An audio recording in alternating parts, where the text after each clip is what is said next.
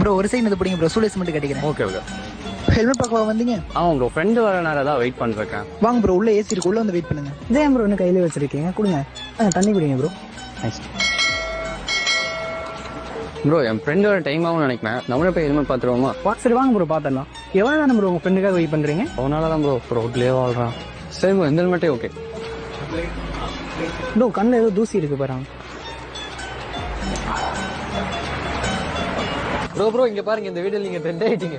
அன்னைக்கு ஒரு நாள் நம்ம கடைக்கு வெளியே ஒரு பையன் விளக்கமாரோட சோகமா நின்று இருந்தான். என்னடா தம்பி ஆச்சுன்னு கேட்கும்போது இஎம்ஐல பைக் வாங்கிட்டேனே, ஆனா ஹெல்மெட் வாங்க காசு இல்ல, எல்லா போலீஸும் புடிச்சிட்டே இருக்காங்க அப்படின்னு ரொம்பவே சோகமா சொன்னான். சரி நம்ம தம்பி டயர்டா இருந்தனால அவனுக்கு கொஞ்சம் தண்ணியை கொடுத்துட்டு உனக்கு எந்த ஹெல்மெட் வேணுமோ அதை எடுத்துக்கூடான்னு சொல்லிட்டோம். ஃபைனலா அவனுக்கு பிடிச்ச ஹெல்மெட் ஒன்னு எடுத்துட்டான். அண்ட் லாஸ்ட்ல எங்கடா தம்பி வாழ்ற அப்படின்னு கேட்கும்போது ரோட்லயே வாழ்றான். தம்பிக்கு பிடிச்ச ஹெல்மெட்டை கொடுத்ததுமே சந்தோஷத்துல தம்பி ரொம்பவே அழுக ஆரம்பிச்சிட்டான். இந்த மாதிரி நிறைய பசங்களோட வாழ்க்கையை நாங்க மாத்தணும்னு நினைக்கிறோம். உங்க ஃப்ரெண்ட்ஸ் யாரும்